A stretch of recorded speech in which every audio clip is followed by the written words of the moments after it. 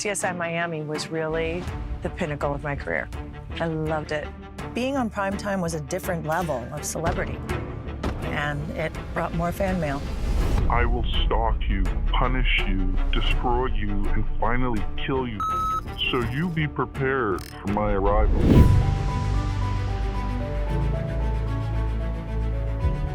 I mean, it's something for me personally. I've grown up with my whole life from the time I was 6 to 18 and even present day.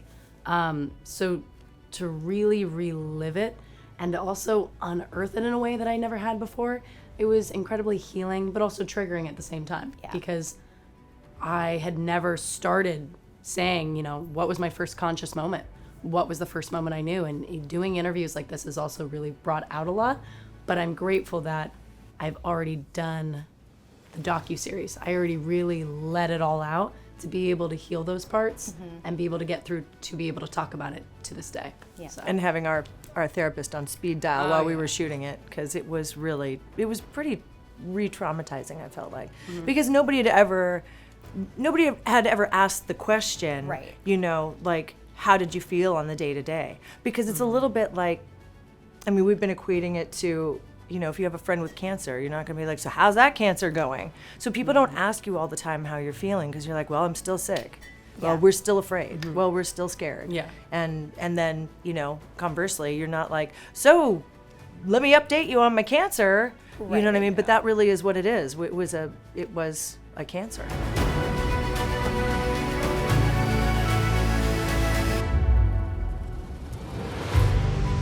They really caught me off guard because the question that they got me on was, they had said, what was your biggest fear growing up about, what would happen? And I said, my biggest fear was that I would come home to my mom being stabbed and tied up at 12.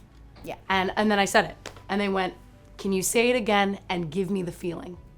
Dive into that. Tell me exactly how you felt. And even now it kind of gives me chills to talk about that and think about that. And I just froze. Oddly enough, you don't see it in the docuseries, but I started laughing. And the interviewer's like, you're not supposed, and I was like, I don't know what's happening actually. Yeah. I'm having an out-of-body experience and I can't stop She literally had a laughing. breakdown. And then I went from laughing to crying, and I was like, I do need a minute. I just was like, yeah, I need 10. And they were so kind, truly. But that was the only time, and the first time I really was like, oh, this is real.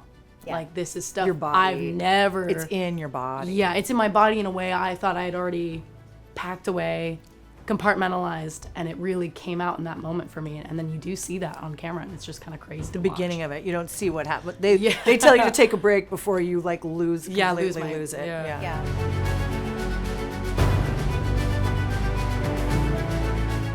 Trauma bond is an easy way to, but we really did the roller coaster of emotions, because this was happening to her during all of her formative years, right? So it's this thing looming over her, hormonal teen years, and she couldn't be as free as she wanted to be. So, we had our struggles during that time. We had, and then came back together even stronger after, through it all. So in weird ways, it's been this incredible, bonding, glue for us. Yeah. Because nobody else knows what we've been through. Nobody else knows how to come through the other side of it together. And there's just nobody like my It's baby. been incredibly bonding, and I feel like also in reality, not dividing completely, but there's always been a bit of a gap in those years too, because she's trying to hold on to the information and not tell me everything. Understandably, She didn't so. know what was in the letters. Yeah, up until she was about 16 or 17. Yeah, but then on top of that too, like she said with kind of the cancer discussion, is we're having a good day. She doesn't want to bring it up and be like, hey, how are you feeling? About how are you doing? And then if it's a bad day, you want to make it worse and bring that up. So there was always this bond over the fact that we were the only ones who knew what we were going through. There was always a fear. But also we did not know what each of us were feeling. Independently. Right. Because we weren't talking about it. You're just trying to get on with your life. You're just trying to, for me, be a normal teen, be a normal kid, and it seeps into every part of your life, that we really just, there was a bit of a gap for us. It informs every Yeah. part of your life, but at the same time, you have to compartmentalize it to be able to live and Yeah. have joy and move through the world. Yeah, and I bet once you got up to the point where you did learn everything, that only sort of strengthened that connection. Because Yeah. it's sort of like children are perceptive in a way that even if they don't know everything, they know something is up. Well, she ended up with really struggling with anxiety Yeah. and depression, and because even though she was little and she didn't know what was in the letters, she knew from the jump that it wasn't just stranger danger, it was specific. Somebody specific was trying to get us. The paranoia of it. Yeah. And the constant awareness, it really, The at a young hypervigilance. age, really adds to like a weight. And that's always been a really interesting question is, how did it affect your life? And I'm like, how Never didn't didn't. how didn't it It is affect never my life? didn't. It is your my life. life. Yeah. Yeah. And I always hate to be like, well, it's all that I know, because it's not, and it's not a part of who I am. And yet its roots are very deeply connected into every aspect of my life, my childhood, my adolescence, my relationships, my friendships, my family, my mental health. I'm still learning how to separate the two.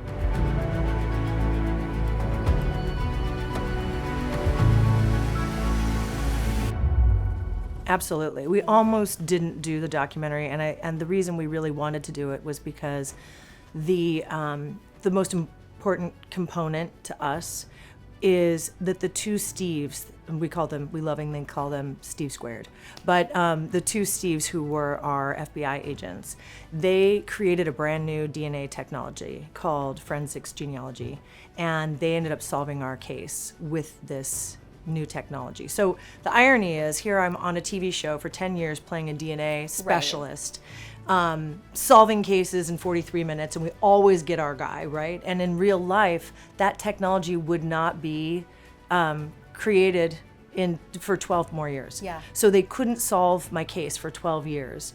And the two Steves ended up working on the Golden State Killer case, which had been cold for 43 years in the state of California. And they ended up creating this new technology, which the FBI said to them, and they, by the way, they were working on this case on their weekends, because it wasn't an FBI case. They were just obsessed with, why can't it be solved? Right. Why can't we solve it? So they were doing it with this kind of ragtag team of people that were just fascinated with it. And the FBI said, this is not a real technology. This was a fluke. It was a one-off. You'll never replicate it. And they were so determined to prove that it was a technology that they grabbed the next case that was super DNA heavy, and we had 12 years of DNA in our case. So ours was the next case that they grabbed to prove it was a technology, and so ours was a precedent-setting case for the FBI, the first adjudicated case by the FBI with forensics genealogy. So we had to do the documentary because what they did, these guys are such heroes. Like, not only did they save us, like literally in the nick of time when he found her school and was pretending to be her dad and coming to pick her up from school, but they changed the future of law enforcement going forward. Literally, there will now, because of their technology, never be another serial rapist or serial killer, because they will be able to catch them after one. So the story had to be told, because the FBI didn't tell their story. They never got credit for solving Golden State because they worked at the FBI and they were not allowed to take any kind of public, congratulations on the job. So they always sat quiet in the background when they did something so world-altering. And literally, one of our Steves read the article that Michelle McNamara wrote in 2016. And he read it and became obsessed with, why isn't this solved? Right. How come the FBI can't offer whatever tools they might have that maybe this investigator doesn't have? So he called Paul Holes one day and said, hey, can I help? And had to do it on his off time, on his downtime, and he just jumped in there and started helping Paul Holes as Paul Holes was getting ready to retire. And the one person who wasn't on this list of 5,000 plus suspects was Joe D'Angelo. I think it's failing stalking victims because the problem is it's considered this crimeless crime, right? Because the crime hasn't happened yet. You're not, big plot twist, we're alive. So everybody's watching true crime because they want to put together and puzzle together what happened because they died, right? But this is the thing that we were threatened with death. We were threatened with decapitation. We were threatened with being chopped up and threatened to keep us as sex slaves and cut us from here to there. But it didn't happen, thank God. And because it didn't, they get these short sentences. Right. But the problem is, the statistic is, of the women that are murdered in the United States every year, 87% of them were stalked first.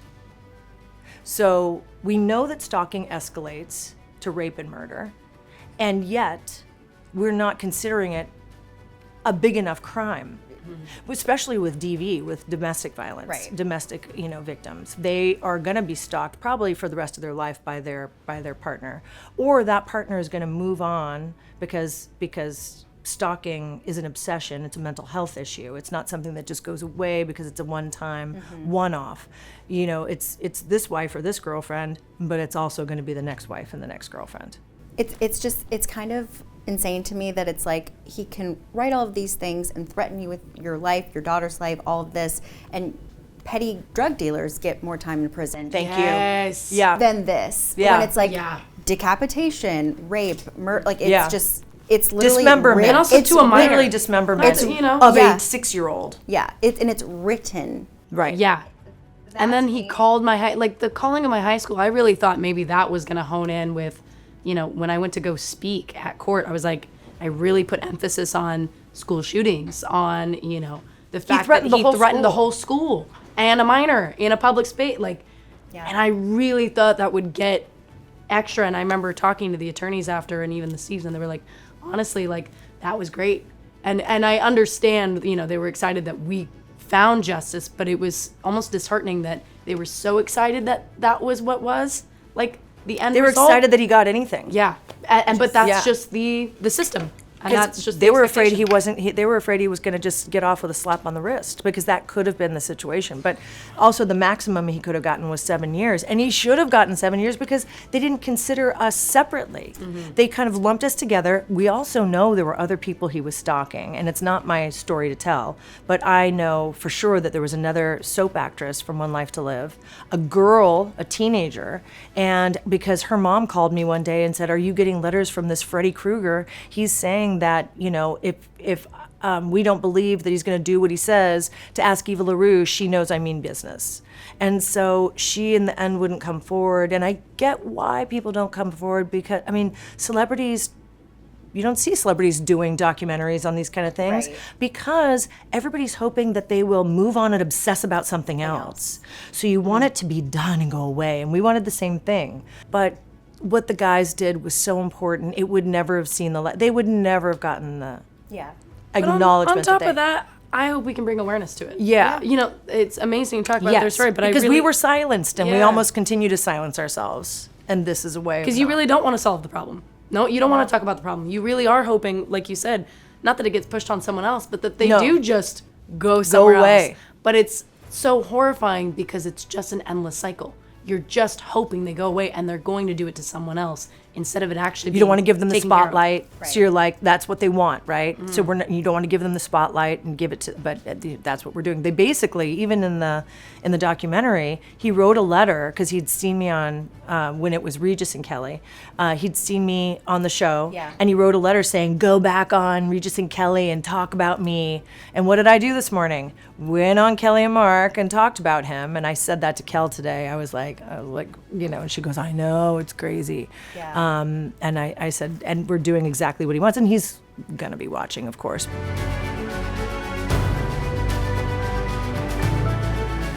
Yeah. I mean, him in prison, the time he was in prison was the most free I've ever felt. I was in college. COVID had, started to end. I went to Arizona, so they really didn't care. And I was able to just live my life like the normal, young adult I had always wanted Post to be. however she Oh wanted. my God. Because that's always been a big fear of mine is when I post, I don't post where I'm at, or I post 2 weeks later and I keep everyone on their toes. But now knowing he's out, not only just him, but it's always the fear too of it could be anybody else. This is huge. What's the stat? Oh, that out of the one in three? 13.5. Oh, I think you were going to say that one. Oh yeah, 13.5 million people a year just in the United States are stalked. And 67% of those people know who their stalker is. This isn't, something that can be prevented just by one person. It could happen again. Yeah. In my lifetime, in her lifetime. And it's like 1 in 3 women are stalked. Yeah, and 1 in 6 and men. 1 in 6 men. So yeah, it's terrifying. It totally has an impact because I'll never Because now know. we're aware of it too. Mm-hmm. You can never go back to being Right. not hyper aware. Yeah. You know. Do you think there will ever come a time that you're able to live peacefully again? We live peacefully, freaking in spite of it. You know what I mean? Like we're trying to be, fearless, not fearful. Yeah. And I think that's a good, healthy outlook on that. Yeah. How are you dealing with this sort of ongoing trauma? How do you guys approach that? Like through a therapist? We have a great therapist. Yeah, really great therapist. Thanks, Okay. Lee.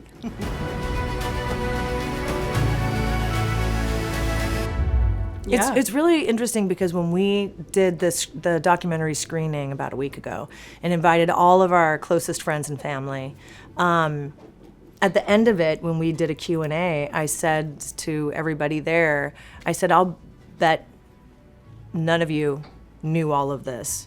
No matter how close you were. And they all were like, no, we had no idea. Because to go through life and continue to tell so we're still scared. We're scared more. We're continually scared. We started only telling people about the jump scare moments. Yeah.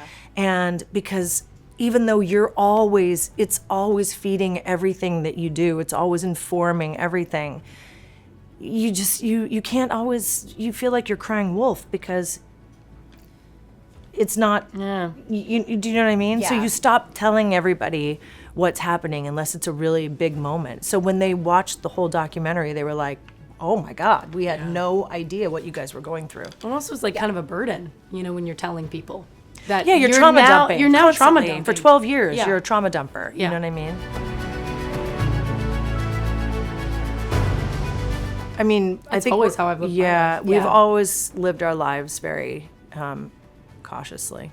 Yes, Yeah. Where Hyper aware. They just did a study on women. Finally, how they've been doing all this. Yeah. and the study was on women who had been stalked, and stalked for long periods of time, and they are at a far higher risk of stroke and heart attack. Yeah. Because of the hypervigilance, the constant hypervigilance. And when you hear about some of the other people, I started getting letters and right away in the last few days, which have been really amazing. And people are telling me crazy stories. crazy of how they've stories. been stalked. People that actually got inside their homes, that they found in their bed, that there was waiting for them when they, that kind of thing. That I can't even imagine. Oh, I can't imagine. Yeah. But- Oh no, I yeah, can I'm like, imagine. I can and that's imagine. Terrifying. But he never got into our house, thank God. Yeah. And he never. It wasn't like Brad Pitt found somebody in his Right. bed. Sandy Bullock literally was hiding in her pantry, or a closet, while somebody was in her kitchen. And these people have all the money in the world for security. I've had a few people ask me, "Well, didn't you just get security?" Well, yeah, but we also don't have that kind of money for security, and they do have that kind of money for security, and Yeah. even so, we live in scary times, Yeah. and the mental health issue is just rampant and uncared for. Yeah. Well, I applaud you both for, I'm sure it was really scary to put this out there. Even for the Steves, Yeah. it's still a Yeah. lot to put on your shoulders and to Well, we know he's relive. watching it. Yeah. And I'm sure he's feeling all kinds of feelings.